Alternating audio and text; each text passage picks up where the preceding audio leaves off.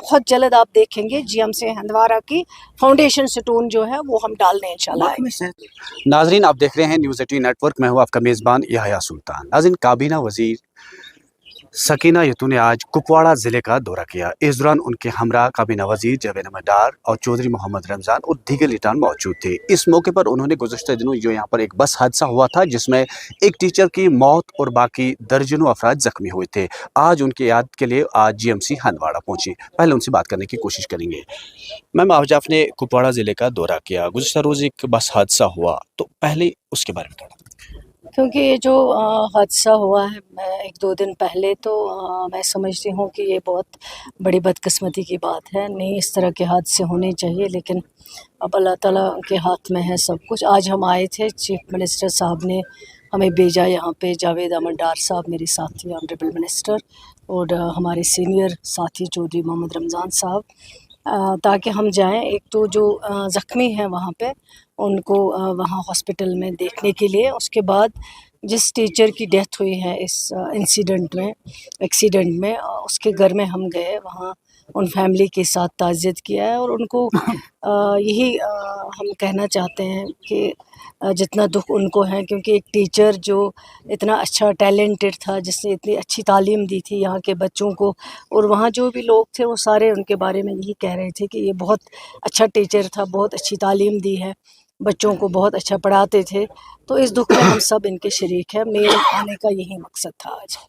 GMC Handwara हम ये कहेंगे कि वो सियासी शिकार हो चुका है।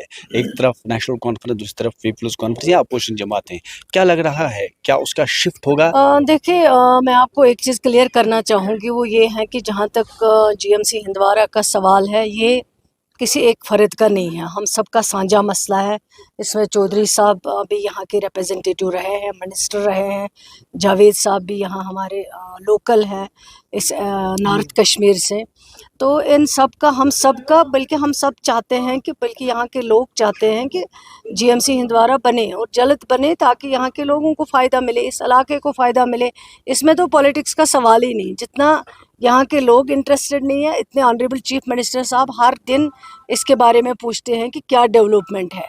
अब ये मसला जो था वो आप सब जानते हैं, आप लोगों को भी कभी कभी साफ बात करनी चाहिए। जहाँ पे ये जीएमसी बनाया गया था, बिल्कुल पूरा एरिया जो था उसमें सैलाब का बहुत ख़तरा है। अगर ये बन भी जाता, और आज तक क्यों नहीं बना, मैं ये सवाल पूछना चाहती हूँ आपसे।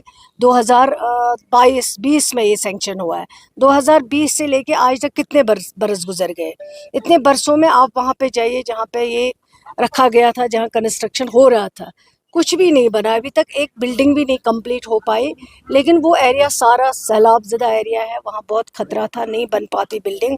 और अभी तक अगर बन गई होती तो शायद हम समझते कि चलो बन गई, लेकिन जब कुछ बना नहीं। हमारा मसला ये है कि हम चाहते हैं कि ये जीएमसी एक बहुत बड़ा इदारा है इस नॉर्थ कश्मीर के लिए, सिर्फ हंदवाड़ा के लिए नहीं, ये ऐसी जगह पे बने, क्योंकि चीज़ें बार बार नहीं बनते। आपको एक बार पैसा आता है, वो इस जीएमसी के लिए अगली बार नहीं आएगा, लेकिन अगर पैसा आएगा, चीज़ अच्छी बनी, ताकि यहाँ के लोगों को फ़ायदा हो सके, इस इलाके के लोगों को फ़ायदा हो सके। और जम्मू में मैंने सारे ऑनरेबल एमएलएज इसके बुलाए हैं, जो कंसर्न है उसमें सारे लोग, सारे एमएलएज ने लिख के दिया है, रिटन में हमने लिया, उनसे दस्तखत करवाए। ये नहीं कि हम ऐसे बोल रहे हैं, आप उसको चेक भी कर सकते हैं।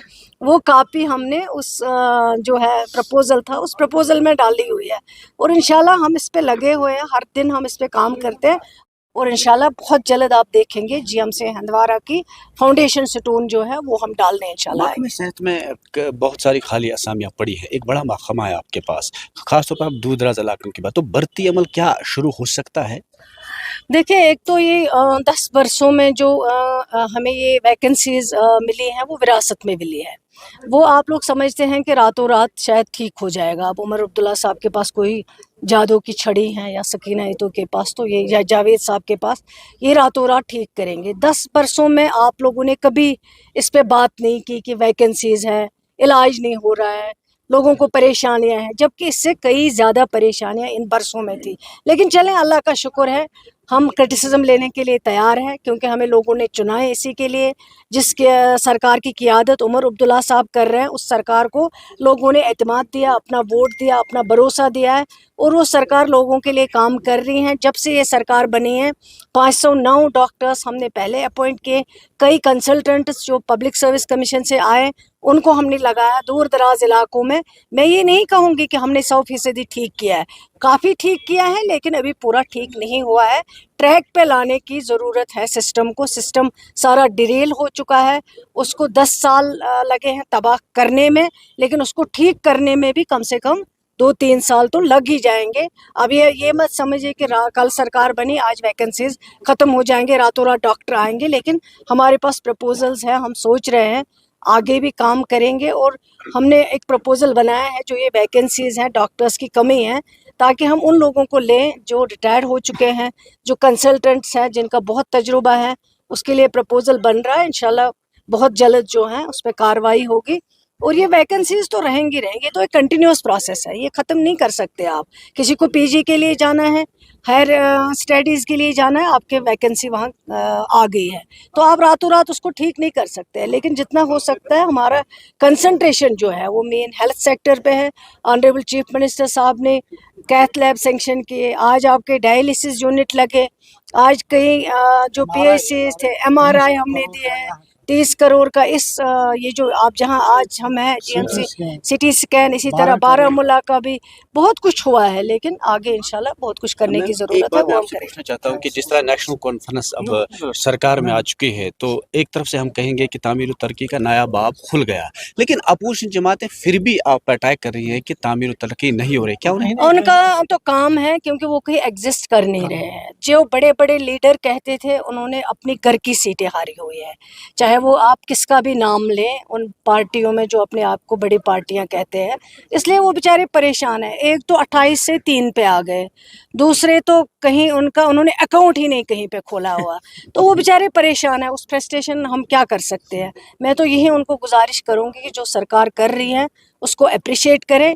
अगर क्रिटिसिज्म करना है, क्रिटिसिज्म भी कोई मयार का होना चाहिए, हेल्दी क्रिटिसिज्म होना चाहिए। ये नहीं कि आप क्रिटिसिज्म बराए क्रिटिसिज्म करते रहेंगे, लेकिन उनकी बात भी हम समझ रहे हैं, वो बेचारे बहुत परेशान हैं, लोगों ने टोटली उनको रिजेक्ट किया। क्या स्टेटहुड पे इतना चर्चा चल रहा है, क्या नेशनल कॉन्फ्रेंस को ये उम्मीद है कि स्टेटहुड वापस मिलेगा, वही दिन जम्मू कश्मीर देखेगी जो उससे पहले 10 साल पहले?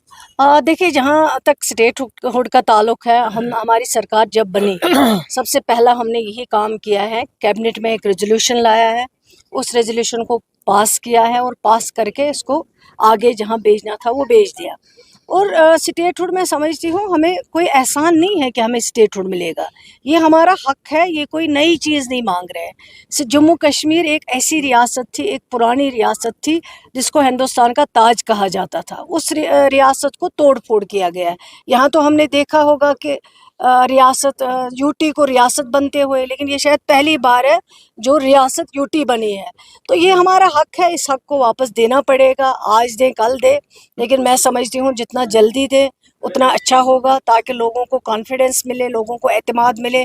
जो वो बात करते हैं दिल की दूरी, दिल्ली की दूरी, अगर वो दूरी ख़त्म करनी हो तब उनको ये स्टेप उठाने पड़ेंगे, और जो जम्मू कश्मीर के लोगों का जो हक है उस हक को वापस देना पड़ेगा।